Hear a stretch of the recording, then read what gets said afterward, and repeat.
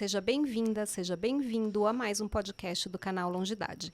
Eu sou Poliana Souza, uma das cofundadoras deste canal, e vou te acompanhar neste episódio, acompanhada da minha parceira de Longidade, Morgane Rodrigues, também cofundadora do canal.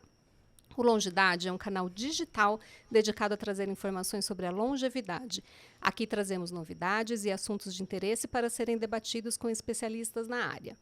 No episódio de hoje, nós vamos falar sobre literatura, escrita criativa e a história de todos nós. E para se manter por dentro das novidades para o público 60+, não se esqueça de se inscrever no nosso canal em todas as mídias e também de compartilhar com mais pessoas que se interessam pelo assunto. No site do Terapia da Palavra, ela se define como Maria, neta de Maria, filha de Maria e mãe de Maria. A nossa convidada de hoje é a minha amiga querida e mentora Maria Raquel Oliveira. Maria Raquel é jornalista formada pelo UERJ, com pós-graduação em marketing pela ESPM e em literatura brasileira pela Unesa. Ela tem especialização em escrita potencial pela Ulipo e escrita criativa pelo Instituto Camões de Língua Portuguesa, além de ser psicanalista pela formação freudiana. Em 2004, fundou o Terapia da Palavra, do qual eu já fui aluna por algumas vezes. Olá, Maria Raquel, muito obrigada por aceitar o nosso convite. Será um prazer bater aquele papo com você. Seja muito bem-vinda ao nosso canal. Oi meninas, oi Poli. É um prazer enorme para mim estar aqui. Eu acho que o trabalho que você tem feito, eu fico super admirada. Então, assim, para mim que é um prazer estar aqui com vocês. Bom, vamos começar então. Memórias de Minhas Putas Tristes, de Gabriel Garcia Marques. Leite Derramado, do Chico Buarque. É Sempre a Hora da Nossa Morte, Amém, de Mariana Carrara. Água para Elefantes, de Sarah Gruen. E o fenomenal A Natureza da Mordida, da Carla Madeira. Esses são alguns exemplos de livros que trazem idosos marcantes como seus personagens centrais. Curiosamente, ou não, todos esses idosos eles são retratados através de suas memórias, sejam elas memórias reais, memórias imaginadas, memórias perdidas. Talvez eles se construam de memórias porque quando imaginamos pessoas que viveram por muitos anos, pensamos em pessoas que acumularam muitas vivências e, logo, muitas histórias. Quantas histórias cabem em uma vida? E quantas vidas cabem em uma história? Ajuda a gente, Raquel. Fala pra gente um pouquinho de como os personagens idosos têm povoado a nossa literatura. Olha, eu vou dar uma opinião aqui, embasada basicamente no meu achismo e na minha percepção de mundo. A velhice tem mudado muito, né? O que as pessoas chamavam de velhice. Eu fiz 50, para mim foi um susto, que eu falava, nossa, é muito ano. Mas, ao contrário do que a gente via antigamente, né, uns avós de 60, 70, que eram aqueles senhorzinhos que não faziam nada, a gente está conseguindo ser produtivo cada vez mais por mais tempo. Então, eu não sei, talvez o novo vovô, né, típico seja aquele que passou dos 100, porque assim, a gente está cada vez mais ativo e por mais tempo. E eu acho que as histórias, assim, voltando para as histórias, elas vão povoando a nossa mente de uma maneira que vai trazendo experiência. Eu vejo um paralelo muito grande assim da literatura com a psicanálise, porque a vida é o que a gente vive, mas também é o que a gente lembra. E essa frase não é minha, tá? Ela é do Garcia Marques. E todos esses avanços, né, na medicina, no mundo de forma geral, né, nas tecnologias para preservar a saúde, a gente vê que assim, o corpo são em mente sã, e outras tantas coisas. Então, a gente consegue hoje tomar posse dessas histórias por muito mais tempo e criar novas, né?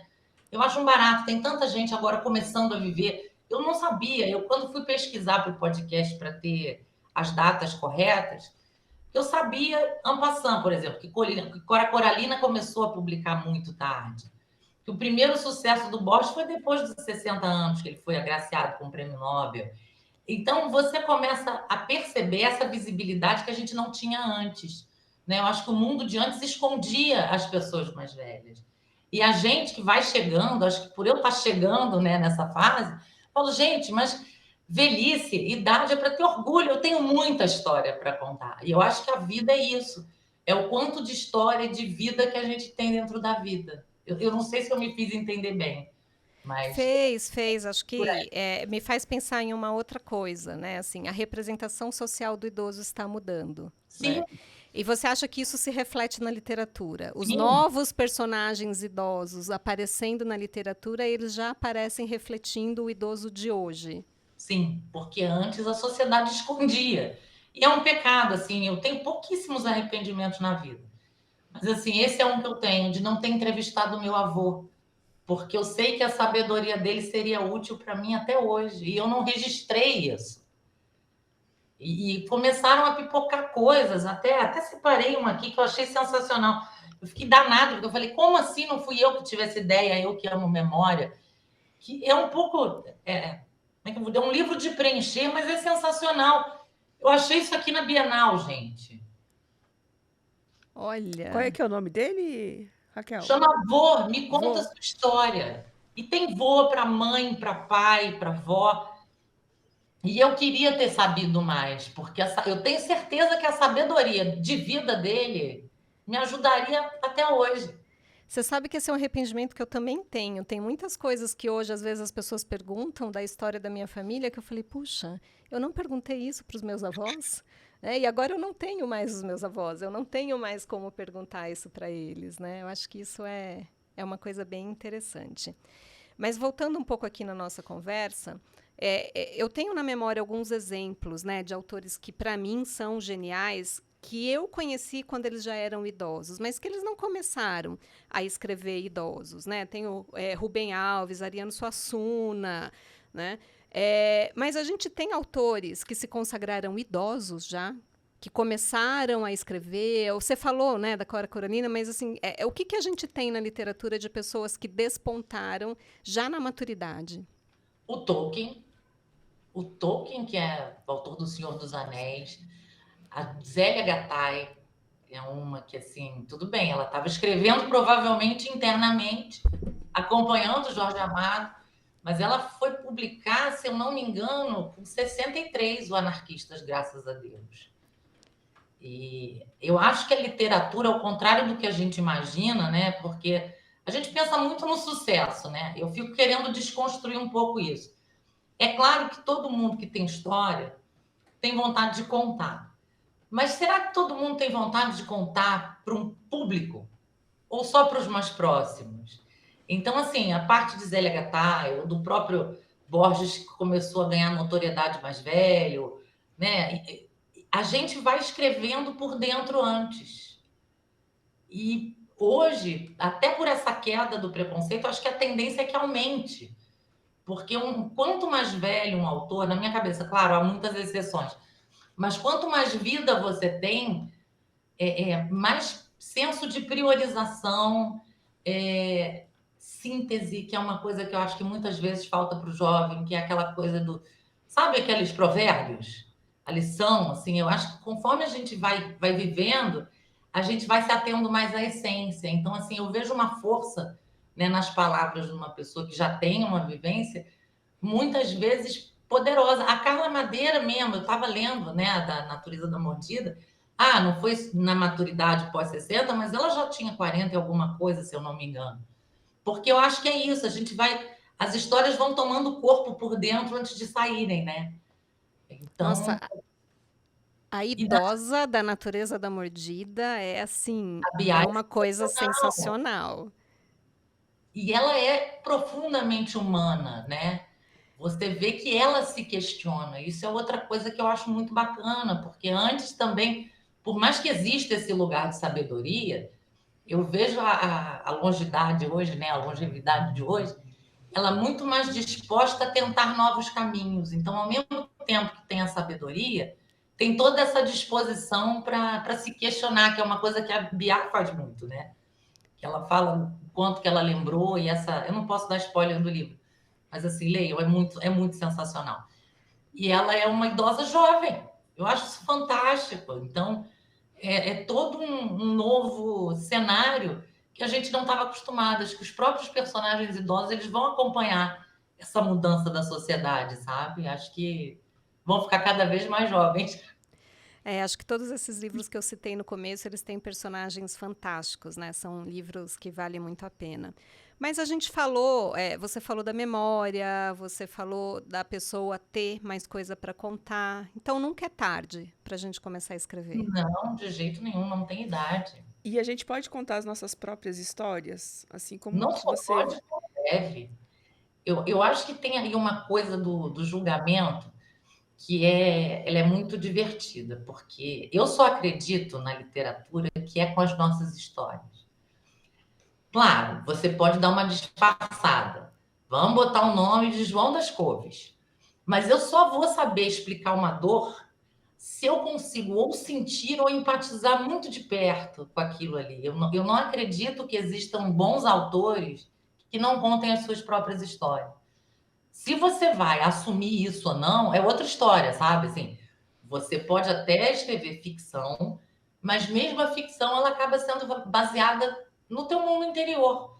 Eu acredito muito fortemente que tudo a gente conta a partir da gente. E tem pessoas muito corajosas que contam de maneira autobiográfica, quer dizer, elas avisam para você, eu estou falando de mim, mas eu acredito mesmo que no fundo todo autor está falando de si mesmo. É interessante, isso é bem interessante.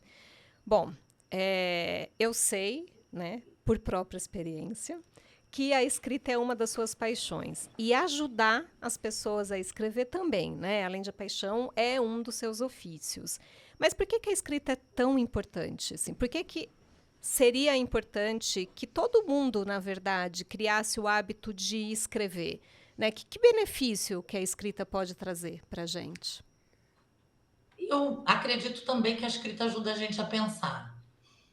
Tem uma citação que eu acho que é do Drummond, que ele fala que ele escrevia porque naquele tempo ele não tinha psicanalista em Minas. A escrita ela tem esse poder de fazer a gente concluir um pensamento antes de botar em palavras. É diferente da velocidade do pensamento, que muitas vezes a gente permite que uma coisa atropele a outra, né? Então, às vezes, a gente não conclui o raciocínio, a gente não consegue sintetizar tão bem as coisas. E a escrita, ela te obriga a essa escolha de palavra. Então, assim, a Brené Brown tem trabalhos maravilhosos sobre isso, que são os nomes dos sentimentos exatos, né? A gente tende a falar, tô triste, não tô bem, não tô isso, não tô aquilo. Quando você é obrigado a explorar esses sentimentos com alguma profundidade para expressar a verdade que está por trás deles, assim, as palavras comuns elas não bastam. E a escrita te obriga a catar lá no sótão, sabe, do seu dicionáriozinho particular, o que é exatamente aquilo que você está sentindo. Por isso que eu acho que quando a gente lê um autor que tem essa capacidade de síntese muito bem desenvolvida, a gente fala, caramba, essa criatura expressou exatamente o que eu estou sentindo e você se sente meio que abraçado, sabe? E eu acho que a escrita ela dá essa desacelerada no pensamento que obriga a gente a se expressar de uma maneira mais precisa. Eu acho que é isso. A gente acaba se conhecendo melhor quando a gente escreve. Eu ia fazer essa pergunta, na verdade, ela fez a pergunta mesmo e ela respondeu, né, a Raquel? Sobre essa questão de que a gente tem essa impressão que funciona quase como uma terapia mesmo, né? E você tem muitos alunos mais idosos. Qual é a sua experiência com eles? Olha, eu não sei por que essas coisas que a gente não entende tão bem. Eu acabo atraindo, a maioria do meu público é 40 a mais. Mas, assim, os meus mais assíduos, os mais empolgados são os que já passaram dos 60. E é o que eu te falei, assim, é o que eu estava falando com vocês. É uma quantidade de vivência, de história, que assim, eles nunca param. A Polly falou que ela participou algumas vezes. Essa turma mais velha é uma turma, é uma oficina atrás da outra, porque as histórias não se esgotam, né? E o bacana de você estar escrevendo é que você revive. Então, e reassocia e muda. Então, assim, eu tenho muito aluno, 60 a mais. Eu posso te dizer que é a maioria, assim, das minhas turmas. E eu adoro, né? Porque, assim, eu morro de saudade do meu avô, então eu sempre estava matando a saudade um pouquinho com essa turma aí também. E que devem trazer experiências bem interessantes, né? Isso acaba se refletindo muito na escrita. Conta pra gente um pouquinho, então, você está falando, né? A gente está falando aqui da escrita, do trabalho do terapia da palavra, né? Que vai além da escrita, né? Vai bem além da escrita. Eu recebi já algumas críticas de autores até conhecidos, que, mas você não publicou grandes livros, e por que você ensina? Então, assim, eu vou partir para essa explicação justamente porque eu fui estudar psicanálise. E vem por essa coisa até do autoconhecimento, de você conseguir buscar os sentimentos dentro. Eu acho que antes de você chegar numa forma ou numa fórmula, que tem muita gente que acredita em fórmula, né? A fórmula do best-seller, a jornada do herói. Eu acho que tem um passo anterior, né? Que a maioria das oficinas e essa turma por aí ensina, que é ensinar a forma sem ensinar essa percepção. A proposta do terapia é esse passo antes, sabe? Até tem um autor que eu acabei não citando, que eu gosto muito, que tem um livro também maravilhoso sobre isso, que é o Quase Memória do Poani. É muito bom. Então, eu também é um que eu queria recomendar. E o terapia da palavra, ele passa muito por essa coragem. Eu acho que no terapia eu trabalho muito essa coragem de olhar para as emoções e passá-las para o papel. Depois você vai participar de uma oficina para você aprender estrutura de conto, para você aprender métrica de poesia. Mas o que eu busco ensinar no terapia, estimular, na verdade estimular, porque todo mundo sabe isso, né? Você só precisa ali do método. É esse tempo que você para pensar, para buscar as palavras exatas. E depois você vai atrás da forma. É como se fosse uma pré-escola de escrita. Tipo assim, a gente começa por aqui. E muita gente segue, porque eu acho que o autodidatismo na escrita ele é super presente, né? Então, assim, quando você acaba dando as ferramentas básicas, as pessoas acabam voando até sozinhas.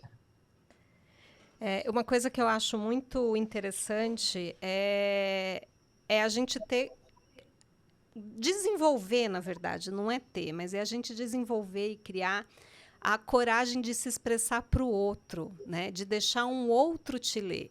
Né, que eu acho que isso é uma outra coisa que a oficina traz e para mim, né, nas vezes que eu participei, ler os colegas mais experientes, né, ler sobre as suas experiências, ler sobre vivências, foram coisas que me encorajaram também a me expor.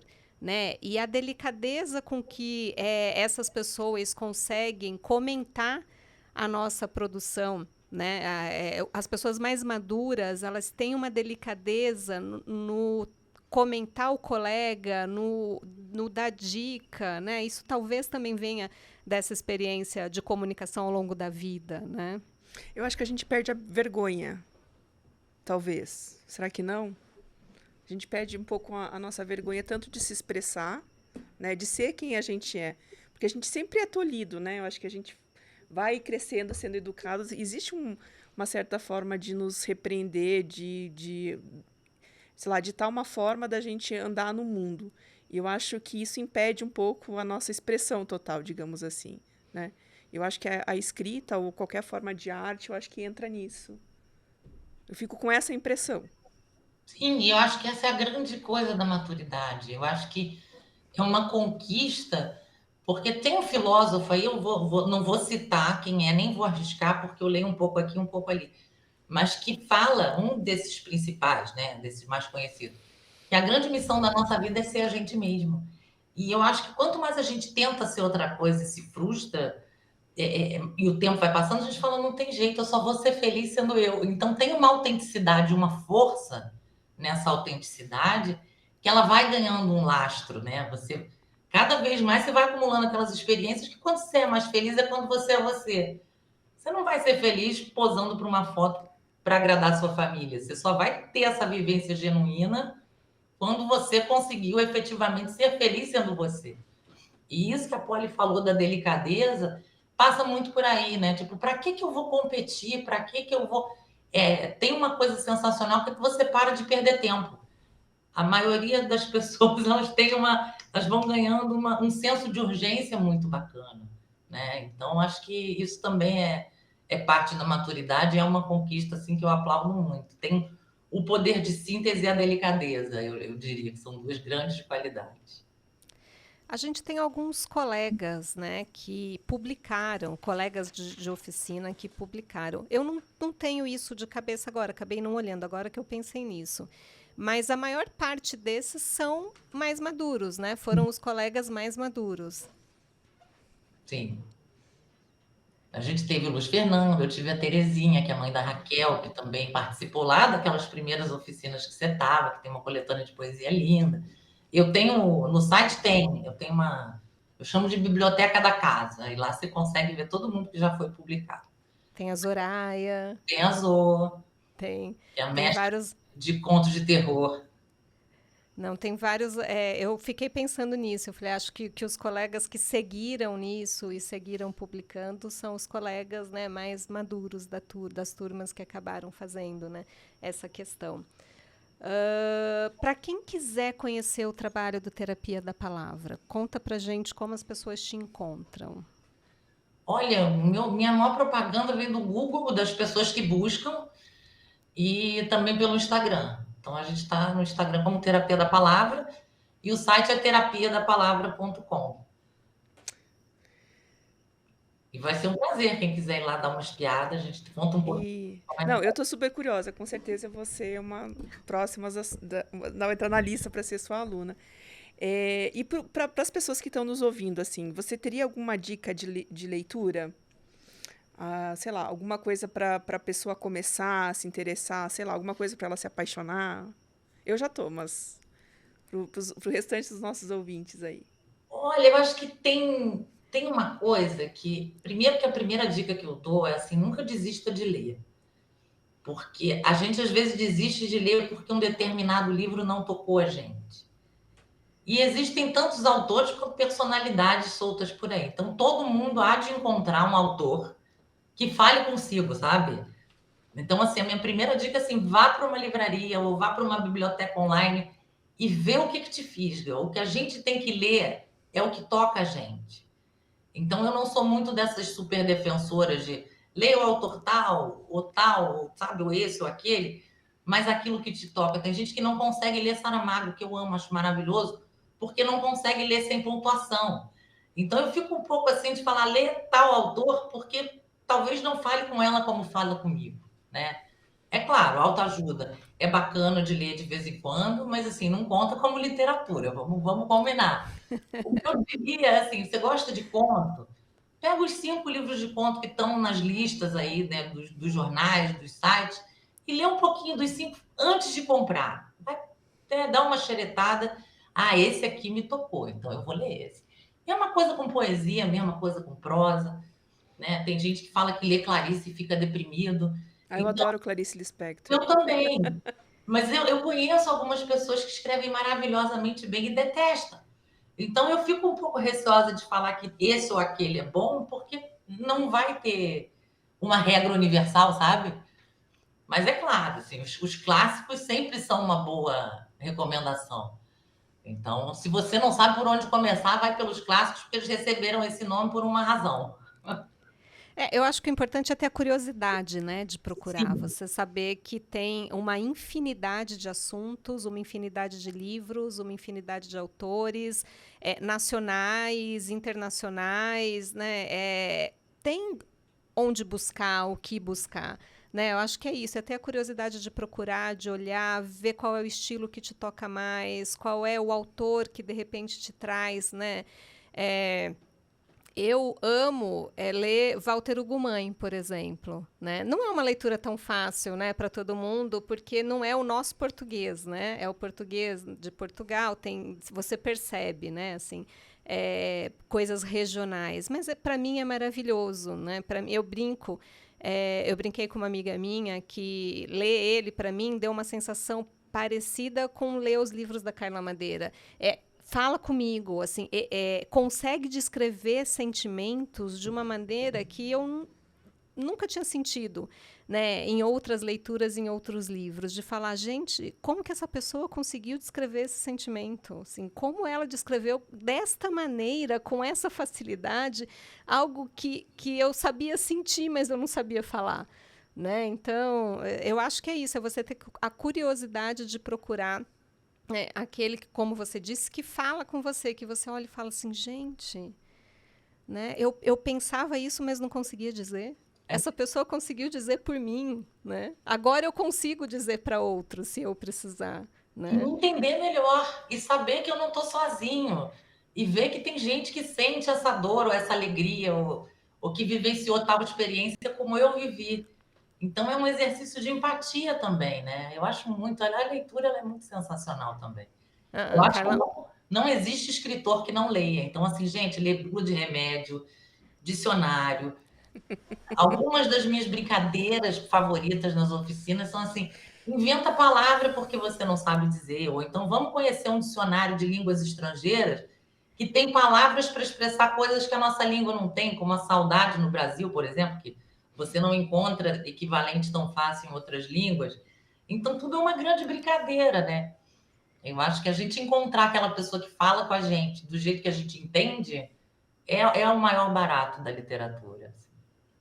e eu tô lembrando aqui que é mentira que você não tem livro nenhum. Você tem sim, você tem o livro de escrever. Sim, tem até um aqui pertinho, mas esgotou, né? Aí eu falei assim, eu vou fazer propaganda dele. Aliás, gente, quando eu arrumar outro editor, eu faço a segunda edição, porque ele acabou, não tem mais em lugar nenhum. Mas Mas eu tenho e é muito legal, porque ele é um livro que até dá dicas para a gente começar a escrever e para a gente escrever, né? É maravilhoso. Muitos dos exercícios que a gente faz na oficina, a gente tem no livro e é muito legal. É muito legal. que são provocações, né? E aí eu brinco sempre, ela perguntou se eu tinha uma dica para começar a escrever, é um diário. Não é nenhuma leitura, é um diário. Você pode fazer um diário do que aconteceu, você pode fazer um diário do que você lembrou hoje, Do que você sentiu. do que você sentiu. Eu acho que é uma coisa que vai te levar para outros. Ela vai abrir muitas portas, sabe? Para você escrever mais. Bom, Raquel, eu queria te agradecer. Acho que, para mim, né, que gosto do assunto, que gosto de ler e gosto de escrever, foi fantástico. Espero ter conseguido contaminar outras pessoas, né, para iniciar a sua escrita, independente da sua idade. Né? Acho muito legal a gente ter em mente que a gente tem história para contar, todo mundo tem história para contar, e quem viveu mais provavelmente tem mais ainda histórias para contar, mais memórias. E que isso também é uma forma de deixar um legado, né? Sem dúvida. Sem dúvida. Assim, como eu queria poder ler os pensamentos do meu avô hoje, como você queria poder ler os dos seus. Então, assim, eu acho que não deixem de escrever, assim, é um tesouro. Eu realmente acredito nisso. Deixe o seu legado, né, para os seus. Bem, nesse episódio do podcast Longidade, nós falamos sobre literatura, escrita criativa e a história de todos nós. Mais uma vez, eu gostaria de agradecer a participação da Maria Raquel, né, e para quem quiser encontrá-la, @terapia da palavra. Tá? Procurem, acho que vocês vão gostar. Lembre-se de se inscrever no nosso canal e acompanhar o Longidade nas redes sociais para ficar informado e desenvolver uma longevidade com saúde e qualidade de vida. E não deixe de comentar aqui para a gente quais são os temas que vocês gostariam de saber mais. Isso é importante para que a gente possa produzir cada vez mais para vocês. Quais os convidados vocês gostariam de ver por aqui, tá? Escreve para a gente. E nós nos vemos no próximo episódio. Até mais. Até mais. Obrigada, Raquel. Obrigada, meninas. Foi um prazer enorme. Vida longa, longidade.